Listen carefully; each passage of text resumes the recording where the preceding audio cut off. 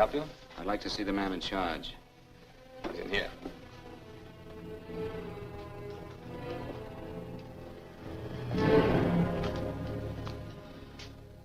I want to report a murder. Sit down. Where was this murder committed? San Francisco, last night. Who was murdered? I was.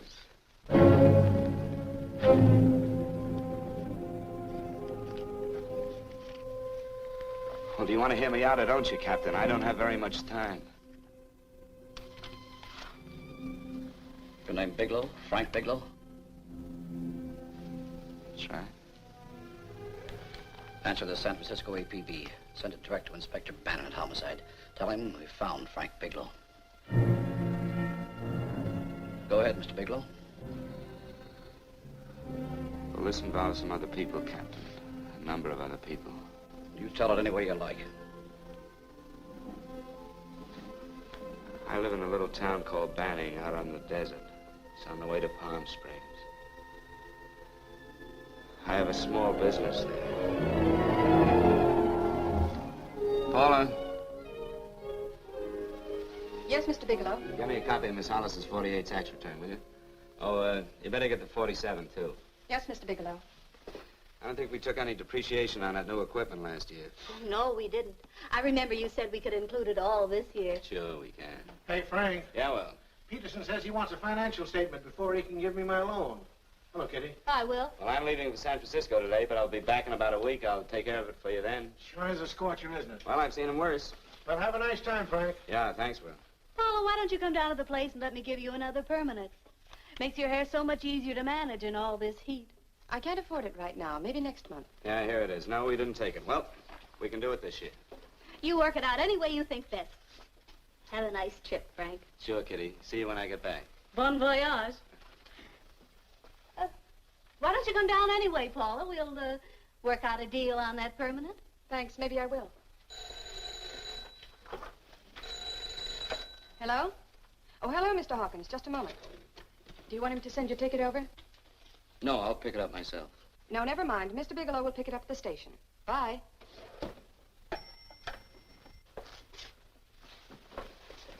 I want to go with you, Frank. Now, Paul, I'm just going on a little vacation. You know that? You want to go without me, don't you? Be gone just a week. And I suppose you've just made up your mind to take this little vacation at 9 o'clock this morning? No, Paul. I meant to tell you about it a few days ago. I guess I forgot. Oh, you forgot. Paula, don't be like that. Don't be like what? You just drop a little announcement that you're going away. Not tomorrow or next week or next month, but today. No explanations, nothing. And I'm supposed to swallow the excuse that you need a little vacation. I just want to get away from town for a few days, that's all. Get away from this town or get away from me. Oh, Paula, please try to understand. How can you ask me to understand anything like this? No, I'm sorry, but I don't understand. Go to San Francisco, but don't expect me to be waiting for you when you get back.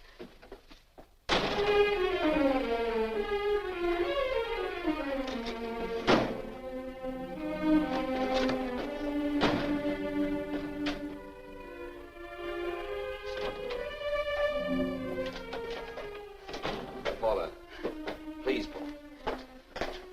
Come on, turn around, look.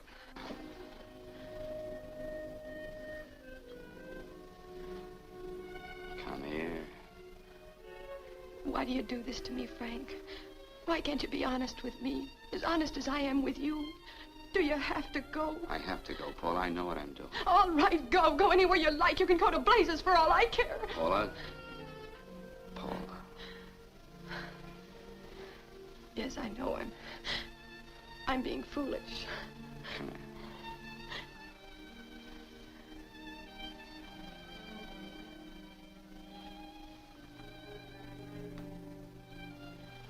Come on, fix your face. We'll go down to Eddie's and have a drink. All right, why not?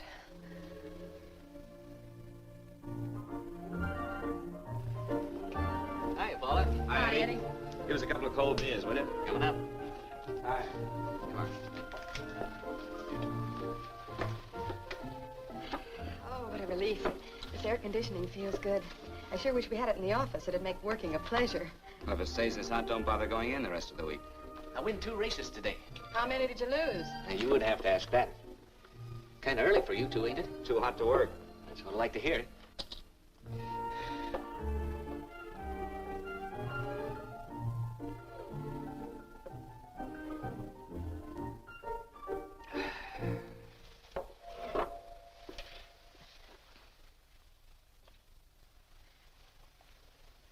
Frank, you'll take me with you, won't you? You will, won't you? Or am I crowding you? What do you mean, crowding me? Maybe you do need this week away alone. Maybe we both do. I know what's going on inside of you, Frank. You're just like any other man, only a little more so. You have a feeling of being trapped, hemmed in, and you don't know whether or not you like it. Look, Paula, I'm going to be honest with you. I care too much for you not to be honest with you.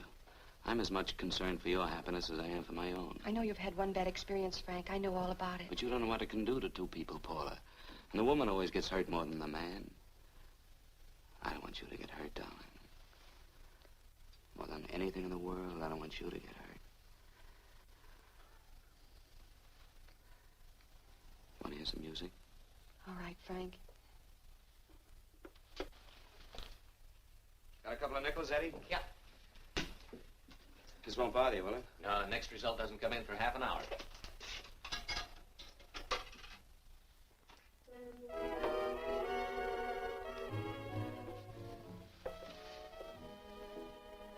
I thought that by now we'd be married. No, I'm not going to crowd you anymore, Frank. Go to San Francisco. I don't like it, but I'm convinced that you must go. I want you to be very sure, Frank. If it's right, and I believe it is, we'll have something really wonderful together. If it isn't, we should both know it as soon as possible. So you see, even if I could stop you, I wouldn't do it now.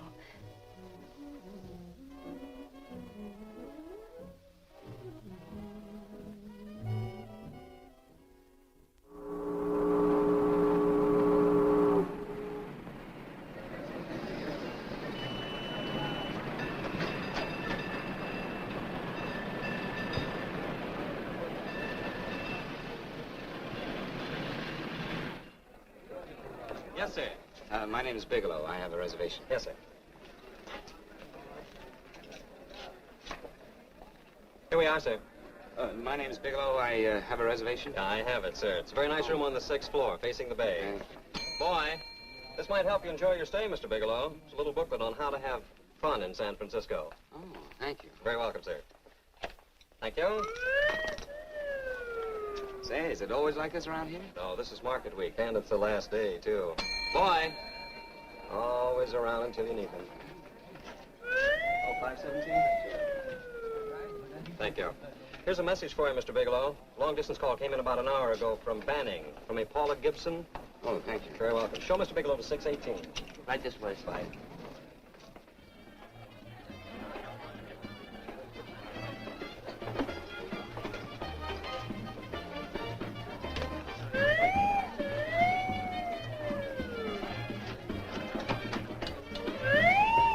Right this way, Mr. Bigelow.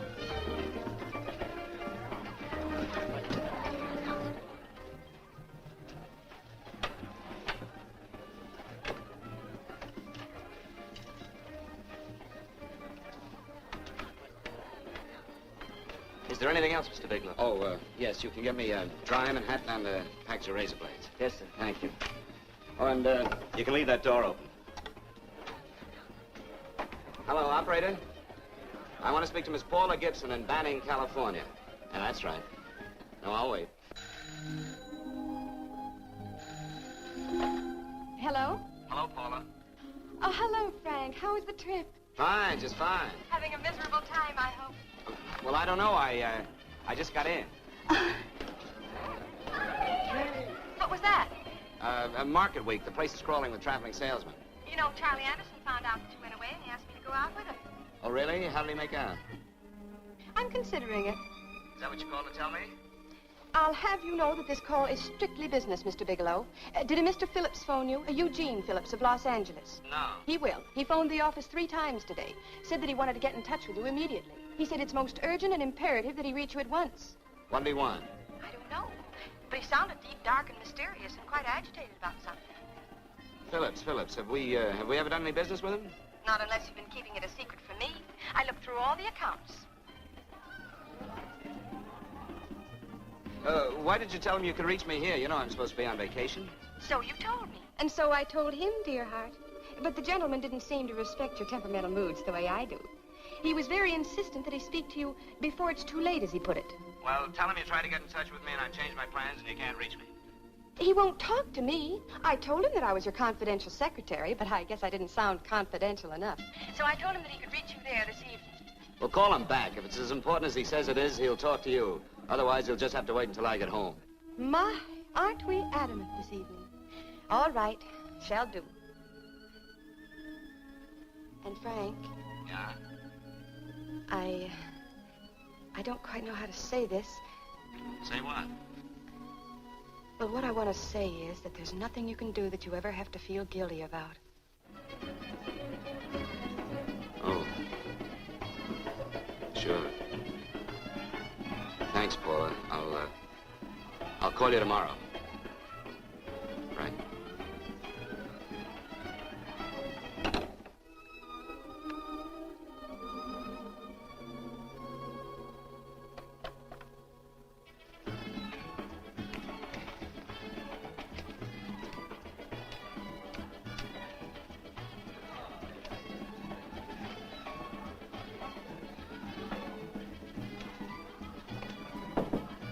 Oh, just put it there, please. You can keep the change. Thanks very much. Say, how long has this been going on? Well, it's been a madhouse all week, but they check out tomorrow. Oh? I thought you were with them. No, I'm just here on a vacation. Why does everybody come to San Francisco and tear loose?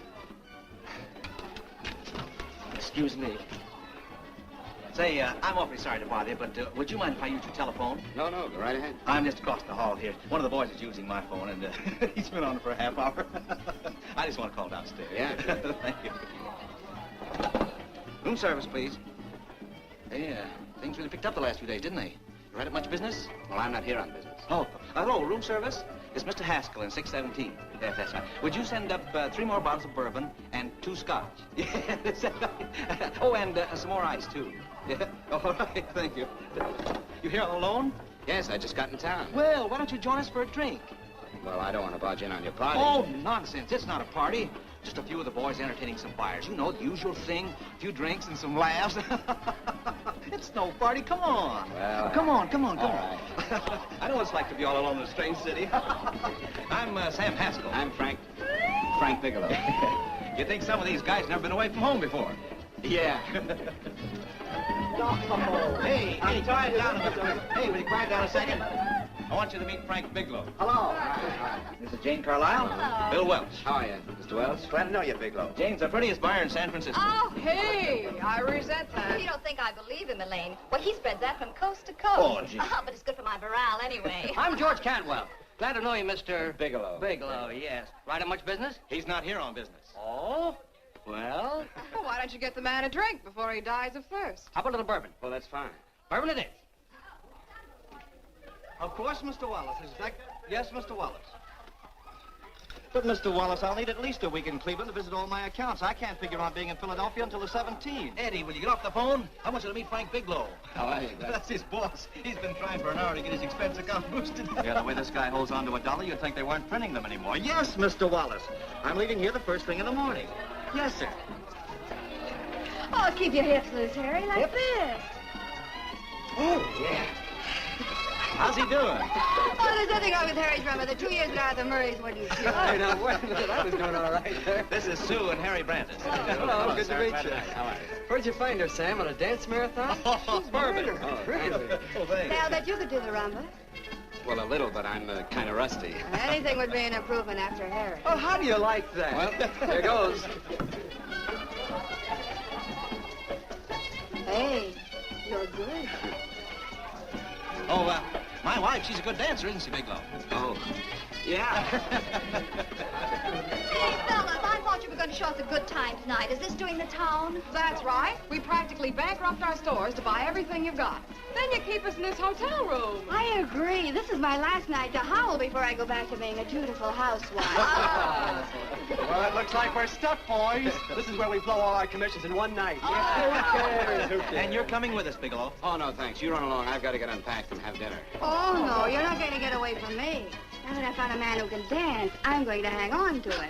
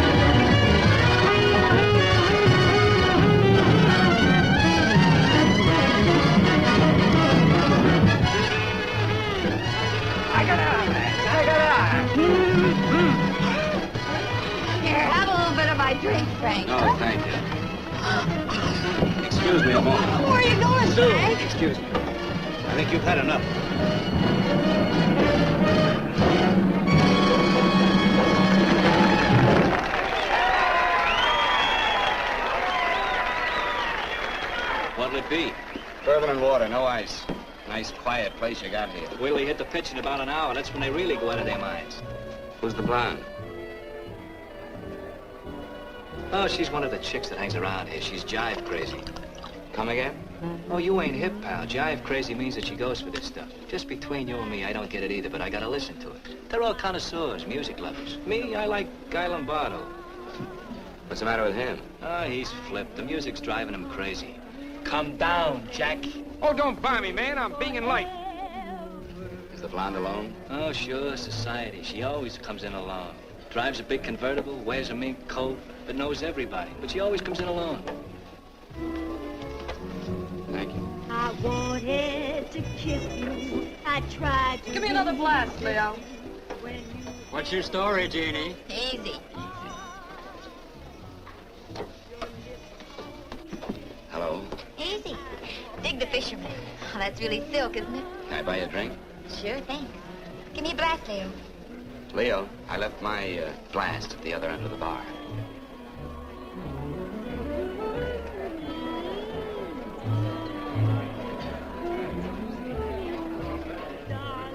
My name's Jeannie. What's yours?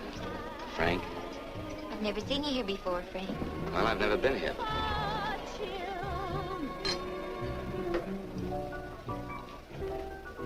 This isn't mine. Mine was bourbon. Well, sure it is. You saw me pour it.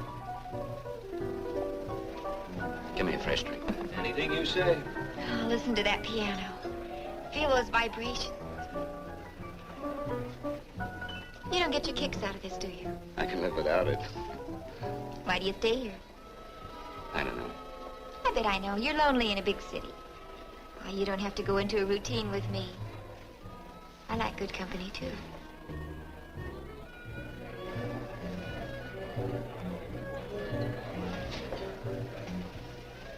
Say, there's some people there I want to avoid. Couldn't we get out of here?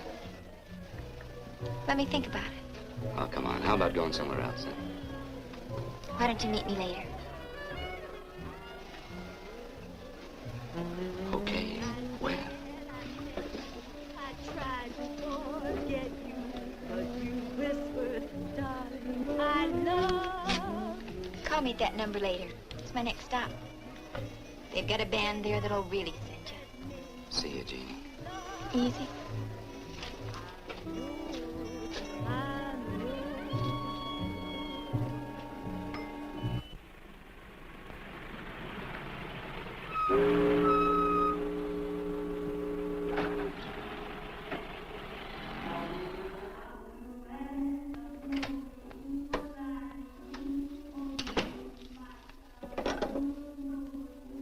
Never mind, operator.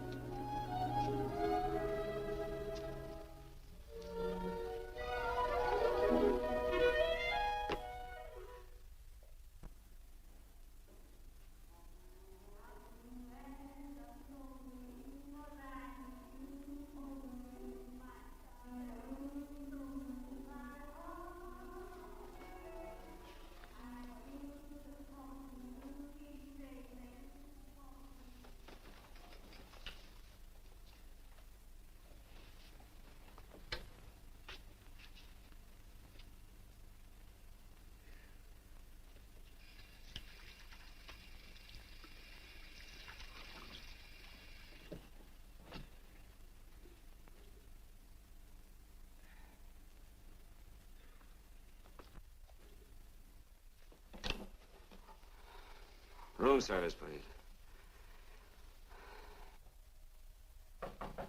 Come in.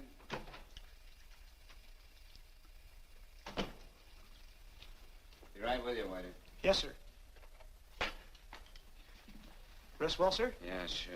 May I? Go ahead. It's on there for you. Thank you, sir. Would you like anything else? Oh, thank you, that's all. Waiter, Yes, sir. take this away. Is there anything wrong, sir? No, just take it away.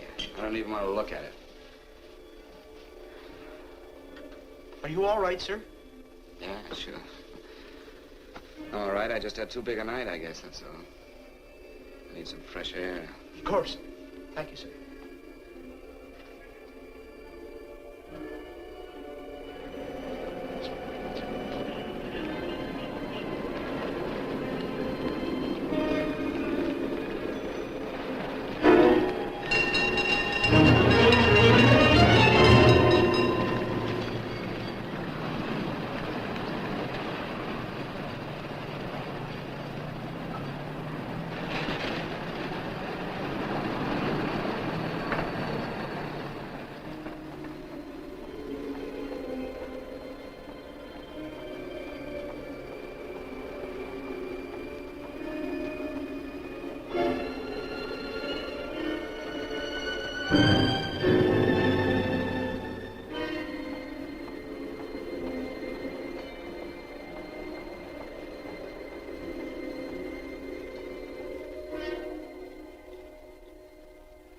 Lungs in good condition.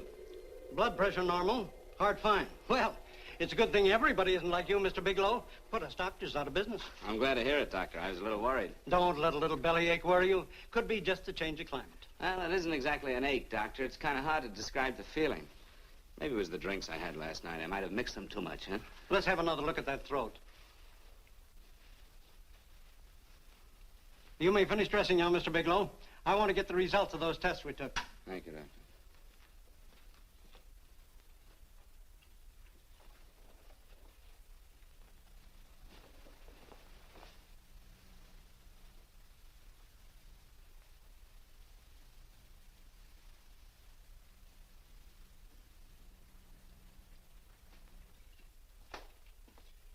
Mr. Bigelow, this is Dr. Schaefer.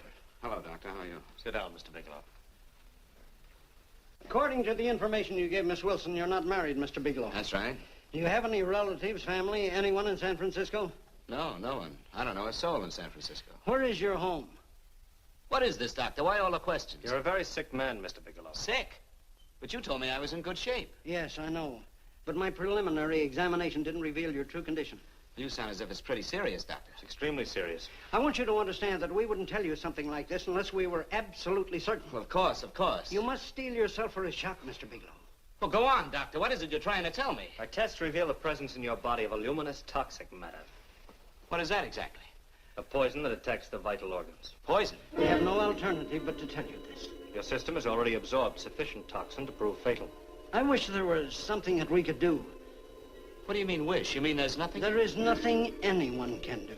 This is one of the few poisons of its type for which there is no antidote. Well, this is fantastic. This is the most ridiculous thing. You don't have very long. What do you mean? A day, possibly a week, 2 weeks at the outside. It's hard to say exactly. Well, this is impossible. I don't believe it. You've made a mistake. That's it. It could be a mistake, couldn't it? You have made a mistake, haven't you? Answer me. Dr. Schaefer is an authority on toxicology. Been no mistake, Mr. Bigelow. Do you realize what you're saying? Well, you're telling me that I'm dead. Do you think you can explain my life away in just a few words? Why, I don't even know who you are. Why should I believe you? You must calm yourself, Mr. Bigelow. We want to offer you every assistance that we... Assistance? Who wants your assistance? Who wants anything from you? You're nothing but a couple of phonies. Why, I think you're crazy. That's it. You're crazy. The both of you. You're crazy.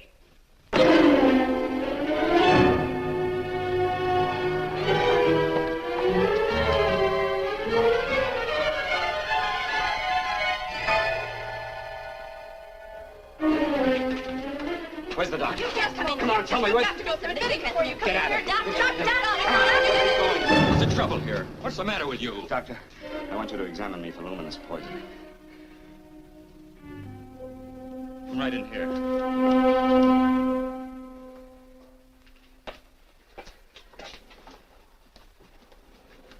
Yeah, you've got it all right. Your system has already absorbed it. Are you sure, Doctor? Are you absolutely certain? Couldn't there be some mistake? There it is. The toxin is actually luminous in the dark. Now there's no doubt about it, Bigelow. I don't feel sick. My stomach is just a little bit upset. Maybe it's not as bad as you think, Doctor. That's characteristic. With the heavy jolts, you go suddenly in a matter of hours. But if the stuff is taken in a lesser degree, you last a while, and then...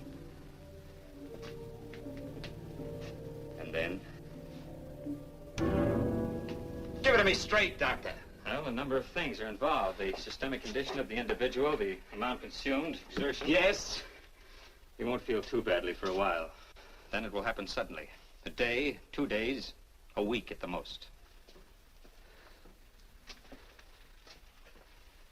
A day. 2 days. There's nothing that can be done now. If it had been caught in time, your stomach could have been washed out. But you've had it in you for some time now. For at least 12 hours, haven't you, Bigelow? I don't know. You don't know? No. Don't you know how you got it? No. This is no accident. Somebody knew how to handle that stuff. That wax is tasteless and odorless. And the amount of alcohol in your body, you must have got it in liquor. I was drinking last night. Arrange for your admission to the hospital immediately. Of course, I'll have to notify the police. This is a case for homicide. Homicide? I don't think you fully understand, Bigelow. You've been murdered.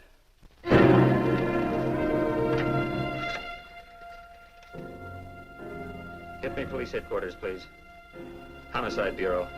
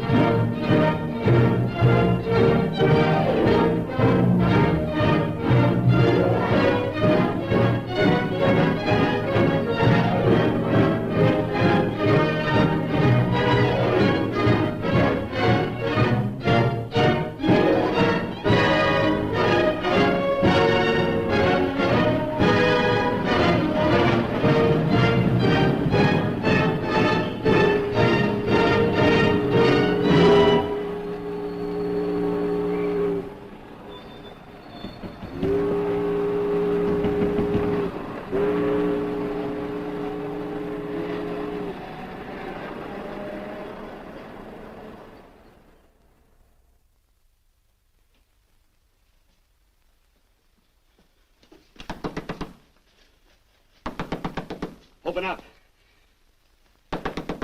Open this door, I tell you. Open it up or I'll break it down. Where are those men? Where are those men who were here last night? I don't know. There are no men here. Please go away. Don't lie to me. Where are they? Mister, this lady just checked in. Those men aren't here no longer. They checked out of the hotel early this morning. Checked out? Please go away. I'm sorry. I'm terribly sorry.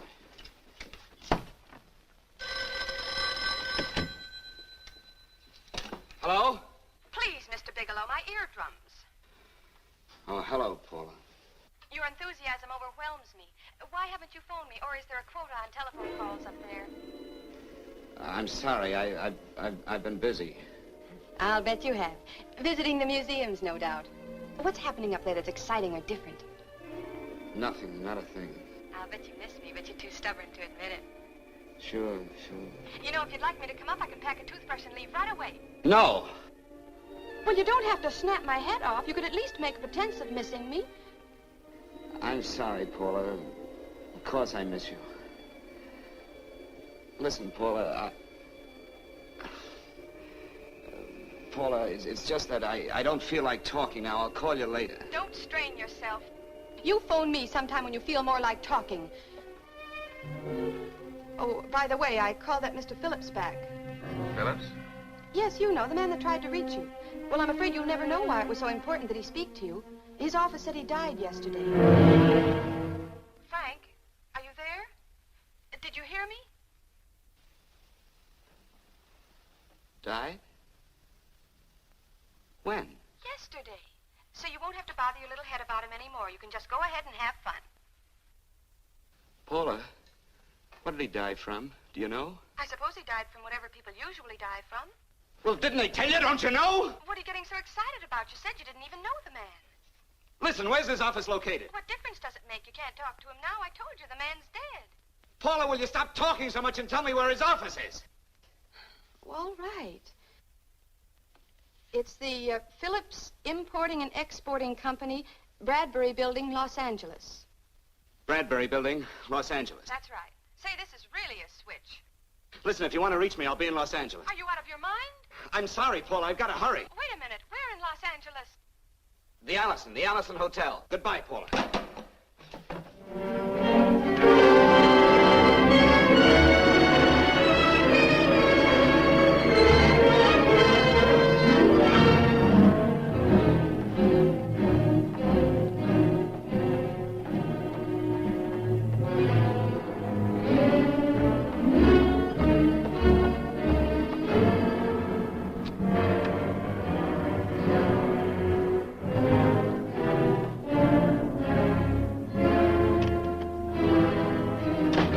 I'd like to see someone in charge here. What is it in regard Well, it's to? a personal matter. It's quite urgent. Perhaps Mr. Halliday can help you. Who's he? He's our controller. Your name, please? Bigelow. Mr. Bigelow to see you. Send him in. Go right in, please. That door.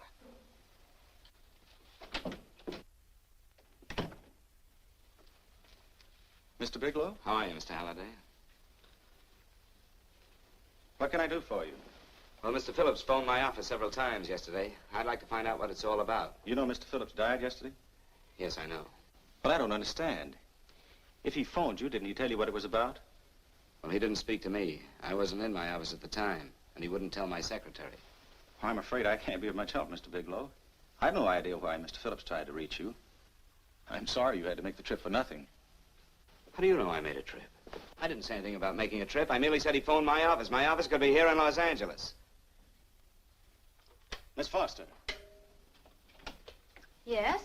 didn't you mention something yesterday about Mr. Phillips speaking with Mr. Bigelow in San Francisco? I said that he had phoned Mr. Bigelow's office in Banning, but that Mr. Bigelow was staying at the St. Francis Hotel in San Francisco.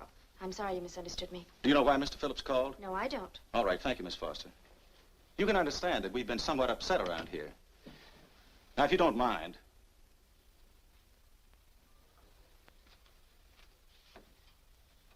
Did Mr. Phillips have a wife, family, anyone that could help me? you can't intrude on people at a time like this just to satisfy some curiosity. It isn't just curiosity. Then I suggest you wait a week or so. I can't wait. Well, I'm sorry you'll have to. Well, there's always a phone book. You're a pretty aggressive fellow, Bigelow. Are you quite sure that this is as important as you make it appear to be? It's important. Mrs. Phillips lives at the Sunset Arms Apartments. Thank you. I needn't tell you she's under a strain. I suppose you're capable of using a little more tact with her than you demonstrated with me. I think I can handle it. By the way, what was the cause of Mr. Phillips' death? Suicide. He leaped from the balcony of his apartment. Thank you.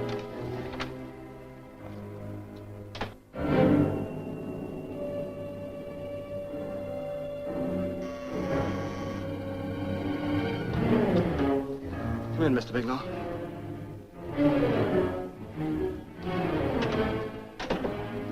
I'm Stanley Phillips, Eugene's brother. Halliday phoned that you were coming.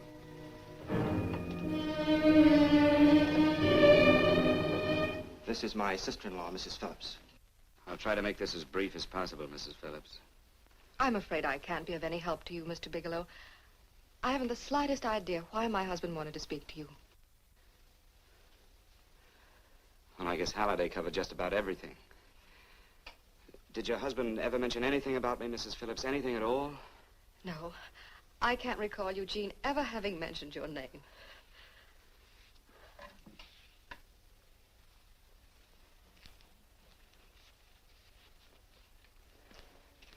I hate to ask you this, Mrs. Phillips, but it's of vital importance to me. Do you know why your husband committed suicide?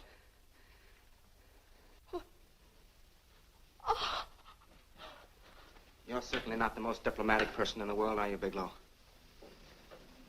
Were you a friend of my brother's? I never met him.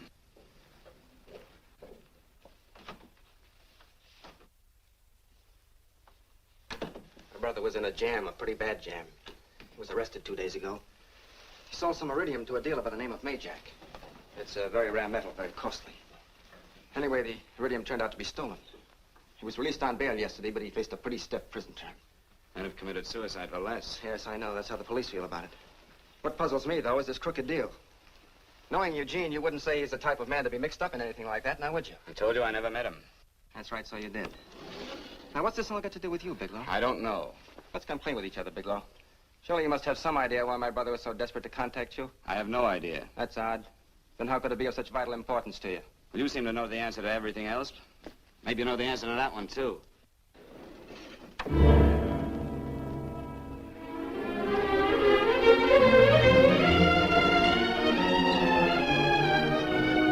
There's a message here for you to call operator 82 at Banning. Oh, thank you. Show Mr. Bigelow to room 821. Say, would you have the operator put this call through to my room right away? I'll take Yes. it up there. Thank you. Hello, operator. Here, I'll call you if I need anything. Thank you, sir. Hello, Paula? Well, Sinbad, I'd just about given you up for lost. Now, do you mind telling me just why you rushed down to Los Angeles? I can't explain it to you just now, Paula. I just can't explain it. What's going on, Frank? You don't even sound like yourself. Well, I'm just a little tired, Paula, that's all. But I miss you. Oh, Frank. I can't tell you how good it is to hear you say that. And here I was worrying that I'd lost my charm. When are you coming home, Frank? Soon, Paula. I'll be home soon.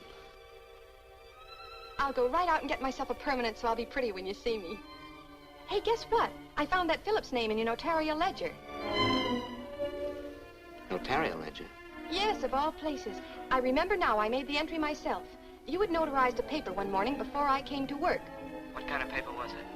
A bill of sale for a George Reynolds made out to Eugene Phillips of Los Angeles. So you see, I was right. We hadn't done any business with Phillips, only indirectly. What was the bill of sale for? A shipment of iridium, whatever that is. Iridium. You mentioned at the time that this fellow Reynolds had made some kind of a deal in Palm Springs, and he stopped in your office early in the morning on his way north to have it notarized. Wait a minute. Wait a minute, George Reynolds. That was about 6 months ago, wasn't it? That's right, 6 months ago. Thanks, Paul. Oh, goodbye. Goodbye. Hello, operator. Get that number back for me.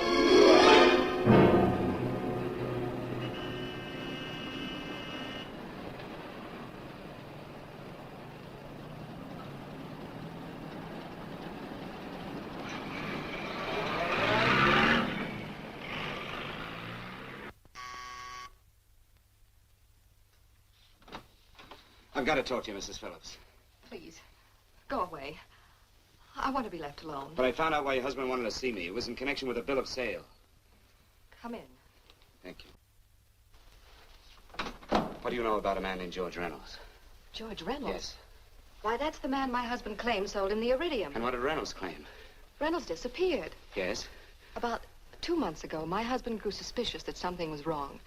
Since then, he tried in every way to locate Reynolds, but could find no trace of him. But I don't get it. Your husband could have proved he made a legitimate deal by showing the bill of sale he got from Reynolds. Then there was a bill of sale? Yes, of course there was. My husband swore there was, but at the time of his arrest, he couldn't find it. It was mysteriously missing. Well, then, if your husband could have shown proof, it would have been George Reynolds who would have faced the prison term. Eugene was convinced that Reynolds had stolen the bill of sale. He was the only one who had reason to eliminate evidence of the transaction. Thank you, Mrs. Phillips. Thank you very much. You've been very helpful. Oh, if you'd only come sooner, Mr. Bigelow. My husband might be alive today.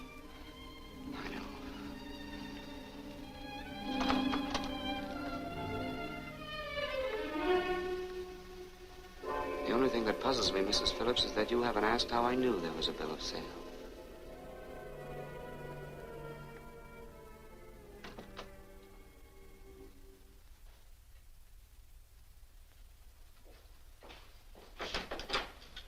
Mr. Holliday isn't in. He should be back shortly. I think you're the one who can help me, Miss Foster. Mr. Phillips tried to reach someone else before he called me yesterday, didn't he? Why don't you ask Mr. Holliday? Obviously, Mr. Holliday wasn't here yesterday, or he wouldn't have had to learn from you that Phillips called me. And you're the logical person to know who else Phillips called.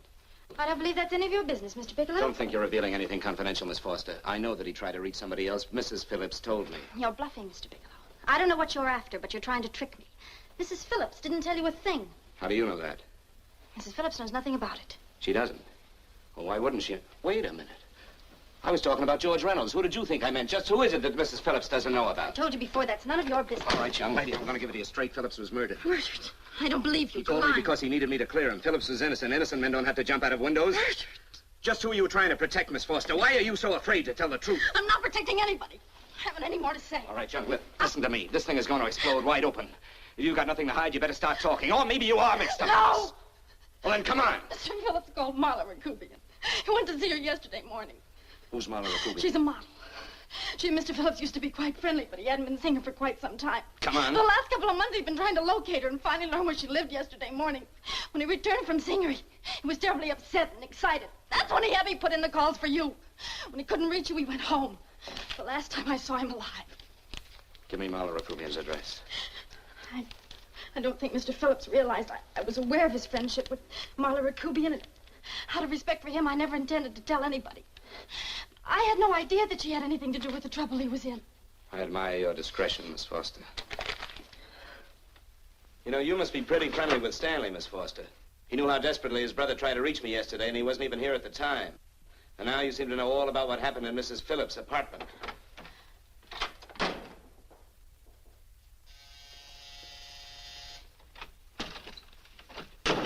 Miss Rakubian? Yes?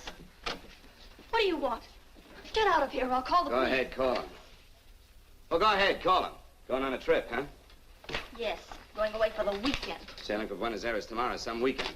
I'll send you a postcard. Now get out of here. Who are you going with, George Reynolds? Never heard of him. I suppose you've never heard of Eugene Phillips either. Just who are you? What do you want? Never mind who I am. Where's Reynolds?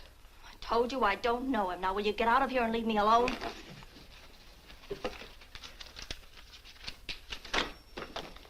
So you never heard of George Reynolds, huh?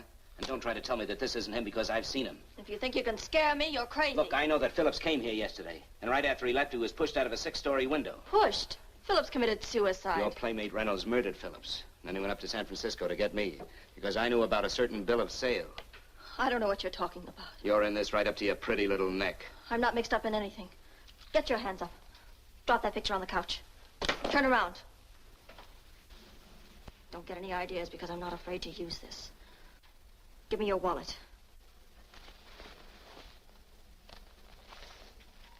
Frank Bigelow, Hotel Alex. All right, now where's Reynolds? I don't know. I don't know where he is. Is that what you told Phillips yesterday? I told him exactly what I'm telling you. I haven't heard from him in months. Yeah? You're mighty careful of the picture of a man you haven't heard from in months. What does the Ray stand for? It was a pet name. Do you mind? Well, it sounds very cozy, Miss Rakubian. You and Reynolds call each other pet names while you make a sucker out of Phillips. Phillips made the deal because he wanted it. Yeah? I'll bet you aren't above using what it takes to help make him want it. Who's paying for this trip? I am. Really? A first-class trip to Buenos Aires on a model salary. Don't make me laugh. Since you and Reynolds aren't seeing each other anymore, you don't mind if I keep this, do you? If I were a man, I'd punch your dirty face in. You know, I really believe you would. Oh, I almost forgot. Your tickets. Don't be surprised if I'm there to see you off.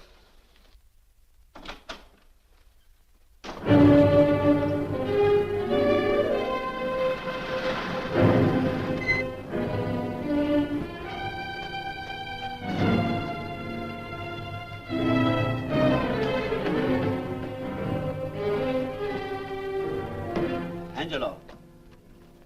Angelo! Oh, Angelo. Do you remember taking this picture with George Reynolds? I take so many pictures, I can't remember them all. This gentleman is a friend of his and would like his address. We have no card on him. I don't think we ought to do that. He's willing to pay $20 for it. That's the paper we used last year. Of course, you understand we usually don't give out the information about our clients. I know, you're a couple of high-class fellas. Thank you. Revealing anything confidential is against the ethics of our establishment. That's right. Honesty is the best policy. Of course. But in your case, inasmuch as you're a personal friend of Mr. Reynolds... Thanks. I knew you'd come through. Got it. Here it is. We don't have his address. He must have called for the picture. But he couldn't have been a very good friend of yours, mister. Because his name is not George Reynolds. It isn't? Well, what is it? It's a... Huh? Oh. Here. It's Raymond Rakubian. Rakubian? Yes. What's so unusual about that? The picture's signed Ray, isn't it? Yeah. Yeah. Thanks.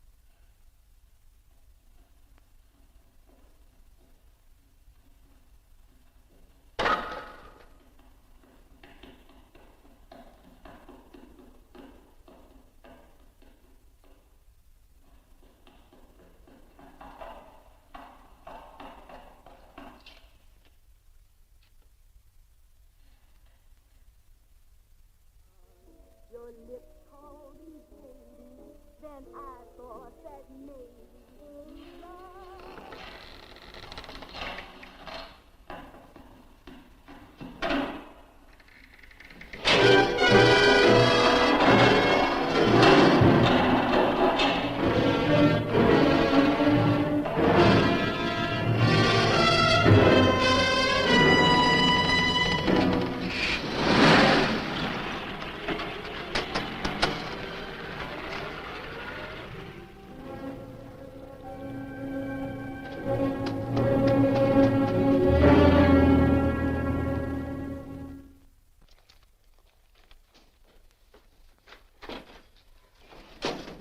Bigelow, are you all right?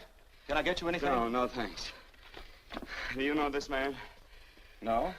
No, I don't think so. Are you sure you've never seen him? I'm quite sure. Does the name Raymond Rakubian mean anything to you? No, I never heard of him. Why? He also uses the name George Reynolds. This is Reynolds? That's right. Well, where can we find him? That's what I want to know. Tell me something, Halliday. You're the controller here. How come you didn't know about that bill of sale? Phillips made that deal before I came to work here. Yeah, but you still keep records, don't you? For some reason, which is none of my business, Phillips preferred to keep that among his personal papers. Now, does that answer your question? You came in here today asking for some information that you needed, and I tried to be as cooperative as I could. But now you're beginning to annoy me. So get out before I throw you out.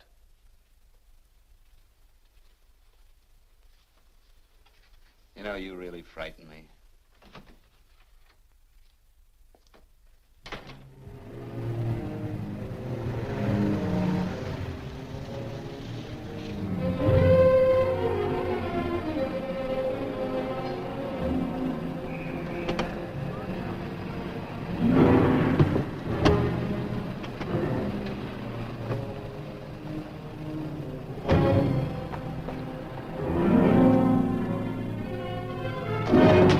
About time you showed up, Bigelow.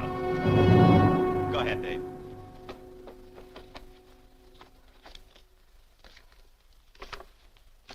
Real cute, ain't you, Bigelow? Just real cute. Paula didn't lose much time getting a hold of you guys, did she? Shut up.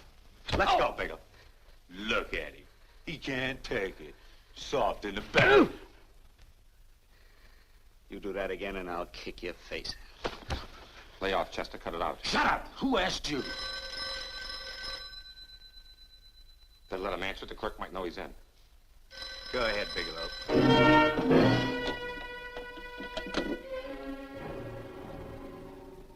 Hello? Frank. Frank, why did you hang up on me? I've been trying to get you for hours. I'm sorry, Paula. I was in a hurry. Well, don't be in such a hurry this time. You didn't give me a chance to finish what I had to say. What's the name? I wanted to tell you that McGowan was in hollering his head off because you didn't go over the books. Tell McGowan to get another auditor.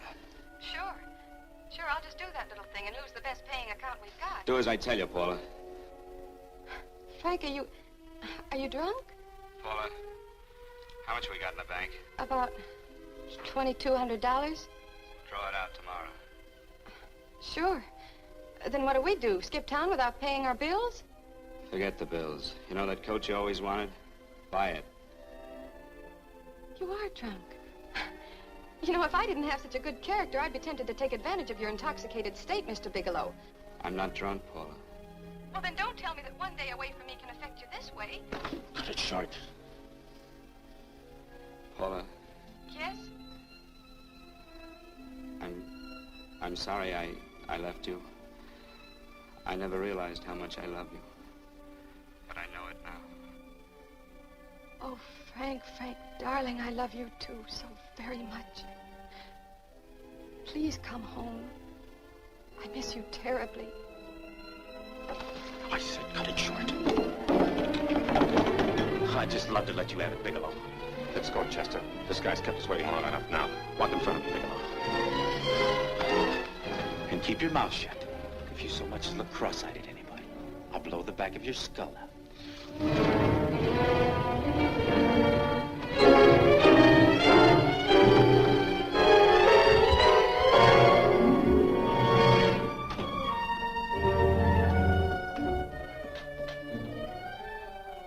This Bigelow's real cute. He wanted to get tough with Chester. He don't know Chester. Did you get the picture? Don't I always get what Mr. Majak sends me after? Majak? That's right. I'm the dealer who bought the iridium from Phillips. I get it. You have Rakubian unload stolen stuff on Phillips with the help of Marla here, and then you buy it back from him. Oh, you certainly made a sucker out of Phillips. What is it, Mr. Bigelow? Exactly what is on your mind? I'm looking for Raymond Rakubian. Why? Well, now, Marla here has told you everything else. I'm sure she must have told you that, too. You don't expect me to believe this conversation. So, what is on your mind? I mean, underneath. You forced your way into my affairs, and now I want to know why. I just told you. I'm looking for Raymond Rakubian. Don't get cute. I'm just itching to work you over. Soft in the belly. Can't take it. See what I tell you?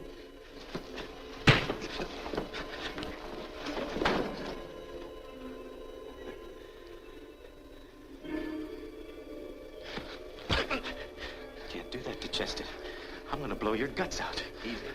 Lay off, Chester, not now. Look at him. He's so scared of Chester, he'd talk now. He's not afraid, Chester. You can tell from a man's eyes when he is afraid. Look at his eyes.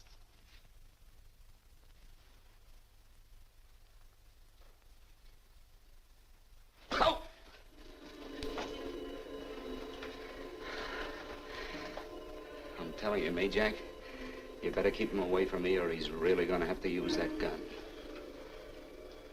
Go away, Chester, please. Do what I tell you, my boy. Please. And help David. Joe.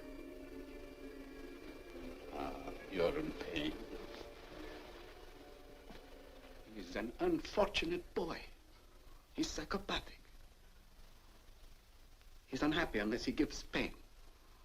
He likes to see blood. Come with me, Mr. Bigelow.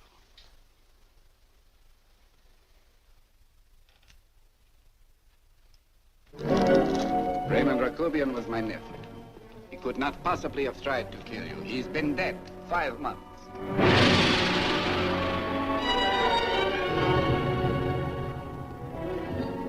I'm afraid you have been sidetracked.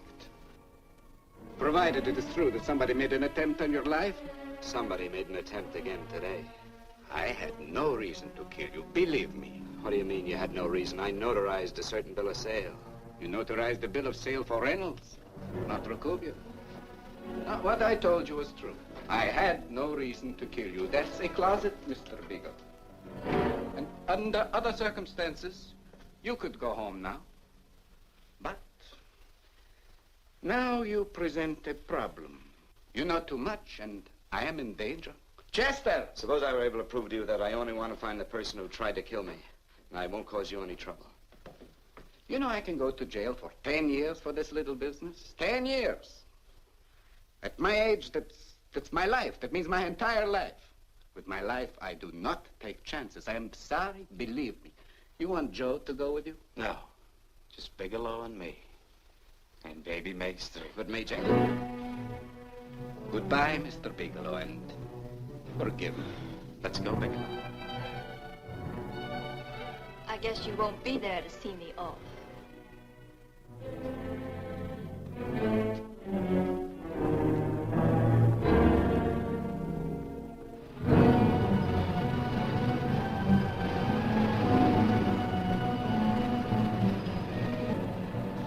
You tried to make a boob out of me in front of Majak. You shouldn't have done that, Bigelow.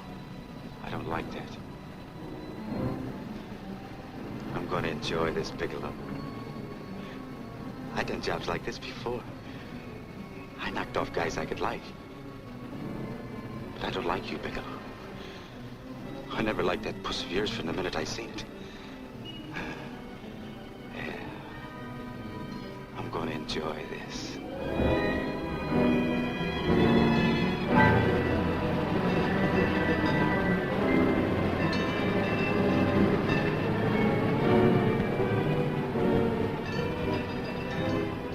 Scared yet, are you, Bigelow? But you'll be scared. Good and scared. I think I'll give it to you in the belly. You don't like it in the belly?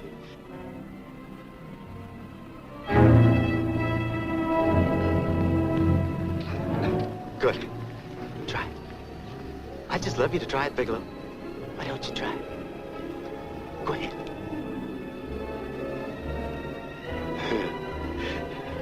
Didn't have the nerve, did you, Bigelow? Yeah. I think I'll give it to you right in the belly.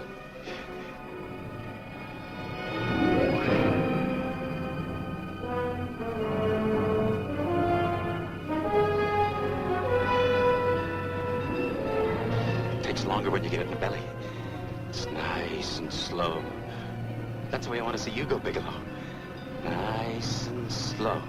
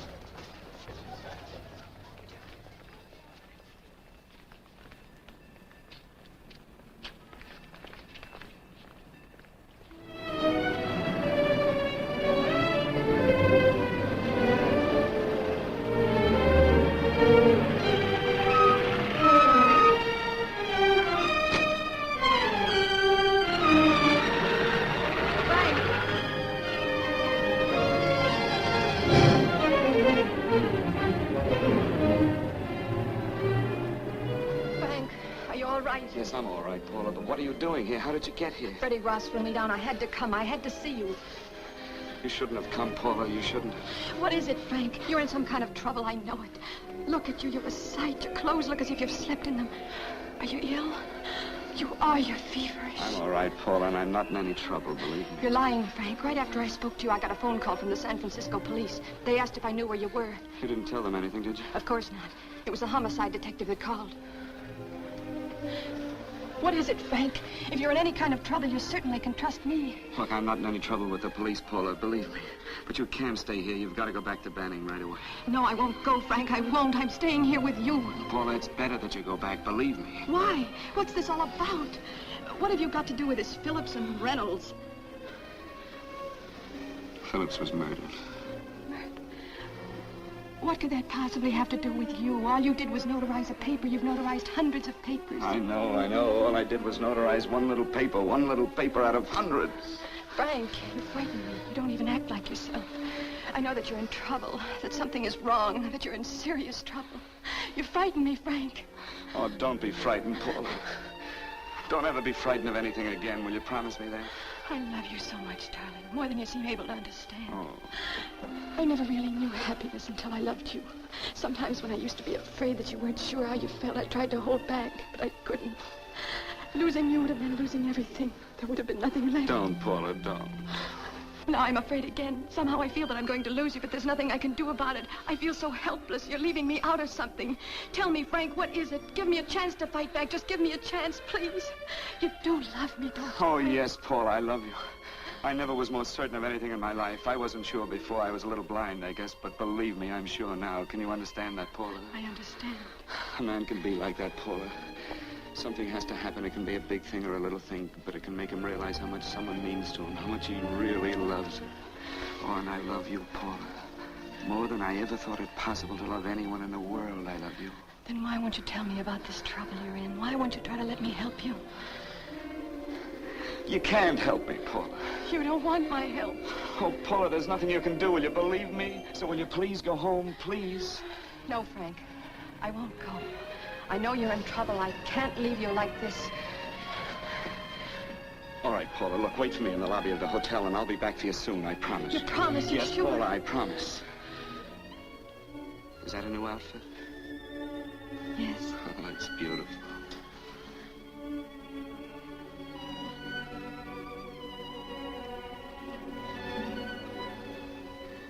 You'll come back to me, won't you, Frank? Yes, Paula, I'll come back, I promise. Please hurry, darling. Oh, I love you. I love you, Paula.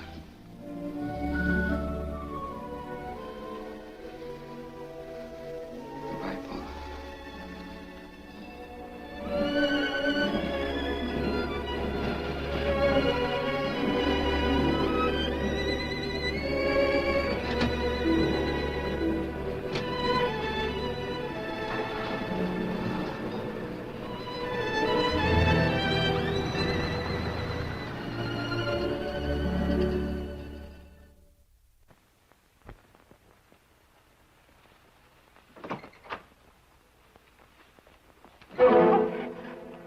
Stanley here? You sure? All right, get in there.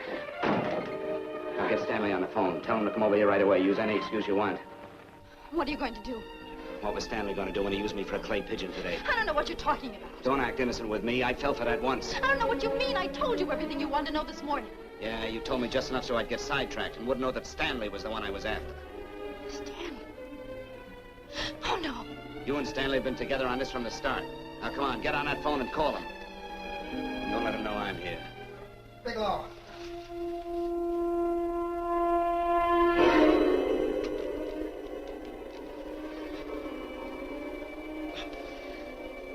You've been sidetracked, all right. But it was the poor bereaved little widow who did it. Miss Foster found this letter this afternoon. It's in my brother's desk at the office. It's postmarked 2 years ago. It isn't exactly the kind of a letter that a married woman gets from a casual friend. I'm sure my brother wasn't aware that they were so well acquainted when he hired Halliday. What's the matter with him? He hasn't felt right since dinner. Where did he have dinner? At Mrs. Phillips' apartment, Halliday was there, too, and Stanley confronted them with that letter. Did you have anything to drink? Yes, why? How long ago? Half an hour ago, just before I came here. Miss Foster, get on the phone, call the emergency hospital. Have them get an ambulance over here right away. What? Tell them to prepare a stomach wash for luminous poisoning. Luminous poisoning? Go on, do it, I tell you. You may still have a chance to save his life. But Go on!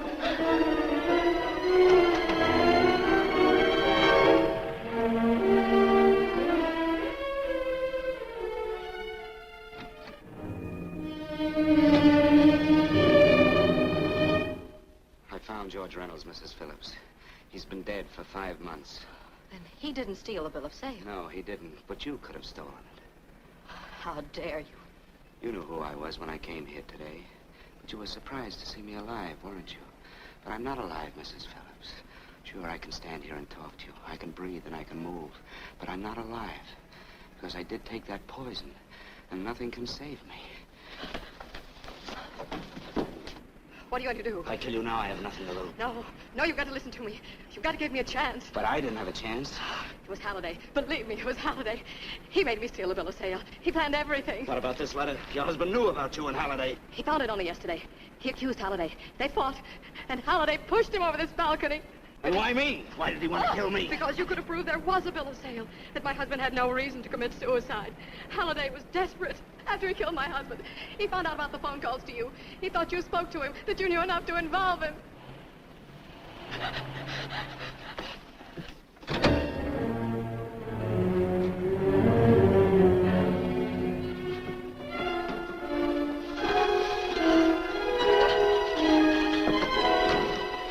Where's Halliday? Where is he? He's at the office. This time you don't warn him.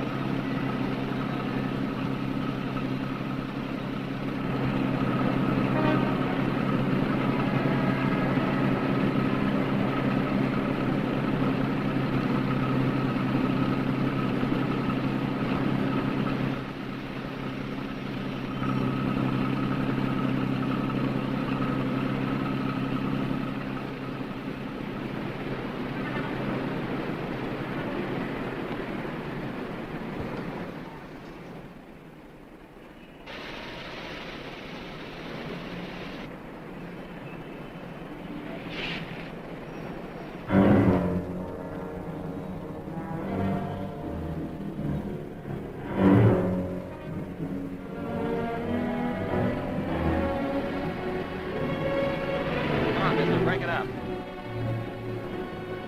Come on, come on.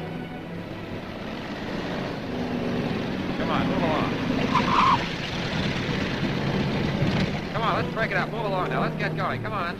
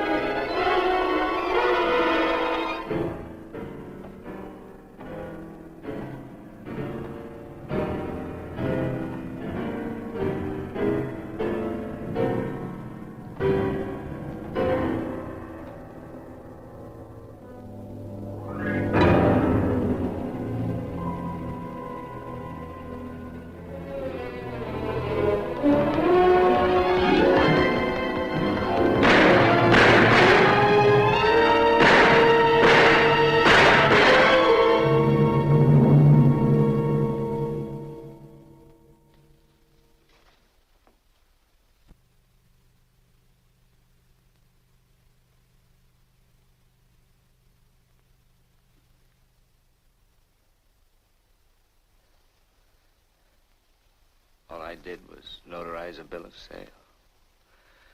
But that piece of paper could have proven that Phillips didn't commit suicide. He was murdered. And that's why Halliday poisoned me.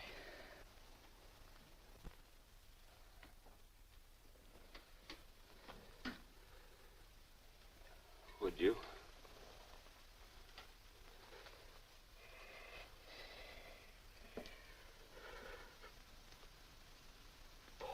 Paula.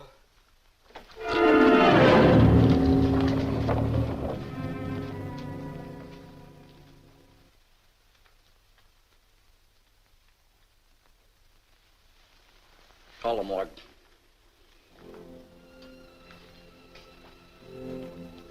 Johnson, you go to the Allison Hotel, find Paula Gibson. Don't tell her anything. I'll break it to her.